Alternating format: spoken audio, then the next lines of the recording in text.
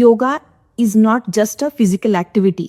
ಬರೀ ಸ್ಟ್ರೆಚಿಂಗು physical activity ಅಲ್ಲ, ಇದು ನಾವು ಲಾಂಗರ್ ಡ್ಯೂರೇಷನ್ ಅಲ್ಲಿ ಮಾಡ್ಕೊಂಡು ಹೋದಾಗ ಇದು ಕೆಲವೊಂದು ಮೆಡಿಕಲ್ ಕಂಡೀಷನ್ಗಳಲ್ಲಿ ಮೆಡಿಸನ್ ಥರ ವರ್ಕ್ ಮಾಡುತ್ತೆ.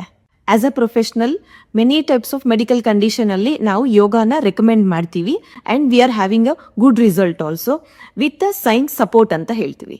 ಕೆಲವೊಂದು ಮೆಡಿಕಲ್ ಕಂಡೀಷನ್ಗಳಲ್ಲಿ ಫಾರ್ ಎಕ್ಸಾಂಪಲ್ ಫಸ್ಟ್ ಅಂತ ಅಂದರೆ ಕ್ರಾನಿಕ್ ಬ್ಯಾಕ್ ಏಕ್ ಆಗಿರಬಹುದು, ಕ್ರಾನಿಕ್ ನೆಕ್ ಪೇನ್ ಆಗಿರಬಹುದು. ಇದರಲ್ಲಿ ಸ್ಪೈನನ್ನು ಮೊಬಿಲಿಟಿ ಇನ್ಕ್ರೀಸ್ ಮಾಡುತ್ತೆ ಮತ್ತು ಪೋಸ್ಚರನ್ನು ಕರೆಕ್ಷನ್ ಮಾಡುತ್ತೆ. ಸೆಕೆಂಡ್, ಹೈ ಬ್ಲಡ್ ಪ್ರೆಷರ್ ಇರೋರು ಕಂಟಿನ್ಯೂಸ್ ಆಗಿ ಬ್ರೀದಿಂಗ್ ಟೆಕ್ನಿಕ್ಸನ್ನು ಪ್ರಾಕ್ಟೀಸ್ ಮಾಡಿದಾಗ ಸಿಂಪಥೆಟಿಕ್ ಸ್ಟ್ರೆಸ್ ರೆಡ್ಯೂಸ್ ಆಗುತ್ತೆ. 3, ಡಯಾಬಿಟೀಸ್ ಇದ್ದವರು ಕಂಟಿನ್ಯೂಸ್ ಆಗಿ ಯೋಗ ಮಾಡಿದಾಗ ಇನ್ಸುಲಿನ್ ಸೆನ್ಸಿಟಿವಿಟಿ ಇಂಪ್ರೂವ್ ಆಗುತ್ತೆ. And 4th one, anxiety, depression, sleeplessness ಈ ಥರ ಪ್ರಾಬ್ಲಮ್ಸ್ ಇದ್ದವರು ಕಂಟಿನ್ಯೂಸ್ ಮೆಡಿಟೇಷನ್ನು, ಡೀಪ್ ಬ್ರೀದಿಂಗ್ ಟೆಕ್ನಿಕ್ಸ್ ಮಾಡಿದಾಗ stress hormone like cortisol level ಕೂಡ ಮ್ಯಾನೇಜ್ ಆಗುತ್ತೆ.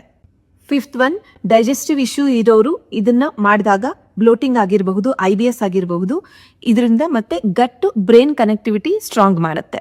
6th, ಜಾಯಿಂಟ್ ಸ್ಟಿಫ್ನೆಸ್ ಅಥವಾ ಅರ್ಲಿ ಆರ್ಥರೈಟಿಸ್ ಅಂತ ಬಂದಾಗ ಕಂಟಿನ್ಯೂಸ್ ಆಗಿ ಯೋಗ ಮಾಡ್ತಾ ಹೋದಾಗ ಸಿಂಪಲ್ ಜೆಂಟಲ್ ಮೂವ್ಮೆಂಟ್ಸು ಜಾಯಿಂಟ್ಸನ್ನು ಹೆಲ್ದಿ ಮಾಡುತ್ತೆ. ಯೋಗ, ಪ್ರಾಣಾಯಾಮ, ಮೆಡಿಟೇಷನ್ಸು ಇದೆಲ್ಲ ಟ್ರೀಟ್ಮೆಂಟನ್ನು ರೀಪ್ಲೇಸ್ ಮಾಡೋಕ್ಕಾಗಲ್ಲ and it supports for the strong healing process ಅಂತ ಹೇಳ್ತೀವಿ. Follow for more science based health tips and yoga.